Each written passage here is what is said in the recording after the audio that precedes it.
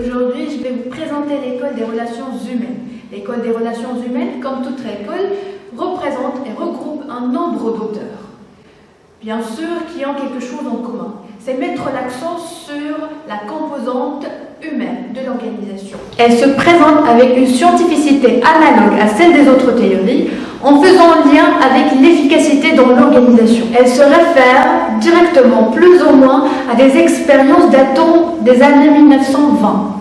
On parlera ici précisément de l'expérience de l'effet Hawthorne.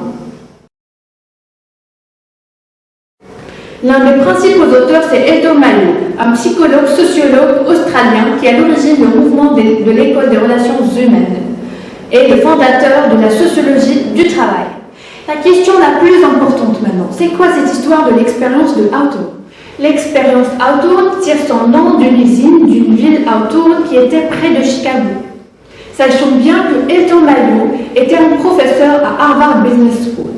Il mènera par la suite une série d'études sur la productivité au travail des employés de la Western Electric. Maintenant, on parlera du contexte de la Western Electric. Il y avait une morosité des travailleurs et un taux d'absentéisme et de roulement qui s'élève à chaque fois. Aussi, malgré les salaires élevés, il y avait une productivité qui diminue. Edo Mayo voulait, avec ses expériences, mettre en évidence l'effet de la fatigue et de la monotonie du travail sur la productivité. Il voulait aussi trouver comment contrôler ces effets en s'appuyant sur des variables comme les horaires, les pauses, les conditions de travail, comme l'humidité, etc. Résultats et conclusions de cette expérience. La productivité augmente, les ouvriers, lorsqu'on s'occupe d'eux, ils travaillent mieux, et aussi même les ouvriers qui ne sont pas soumis à cette expérience ont augmenté la productivité. L'individu aussi préfère travailler dans des groupes. Et voilà comment Edo Mayo élabore pour la première fois l'école des relations humaines. Après, il y aura plusieurs auteurs qui vont développer cette école de pensée.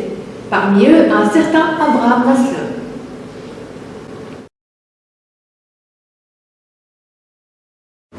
Maslow élabore la théorie des motivations qui repose sur la hiérarchie des besoins humains. Cette approche se résume dans la pyramide de Maslow.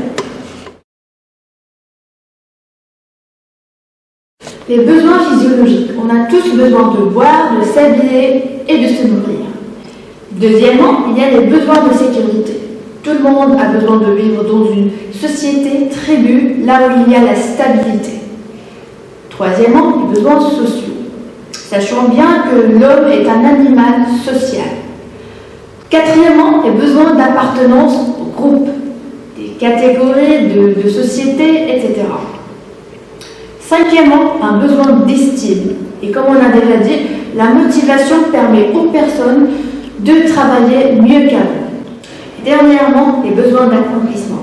Pas tout le monde peut y arriver ici, mais une minorité le peut. Et cette minorité qui réussit sa vie professionnelle et sociale. Kurt Lewin, qui s'est installé aux États-Unis avant la Deuxième Guerre mondiale. À l'époque, régnait le style de commandement autoritaire. Bien sûr, celui des dictateurs. Ce style de commandement paraît plus efficace. Et puisqu'on parle de l'expérience, de la scientificité de cette école, Kurt Lewin va mener aussi une expérience, cette fois-ci avec un groupe d'enfants, et qui va trouver comme résultat que le style de commandement démocratique de laisser-faire n'est pas moins efficace que le style de commandement autoritaire. Douglas McGregor est un professeur et psychologue industriel au MIT, Harvard.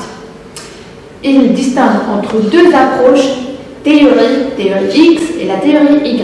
La théorie X, les ouvriers ne veulent pas travailler, il faut les y contraindre, les menacer avec des sanctions. La théorie Y, qui conduit à un management participatif, un esprit d'équipe, etc. Ces personnes qui s'autodirigent et s'autocontrôlent, ce sont des personnes responsables et qui sont les bien récompensées. Finalement, l'école des relations humaines s'est intéressée à l'aspect humain. Merci à vous et à une prochaine vidéo. N'oubliez pas de vous abonner. Au revoir.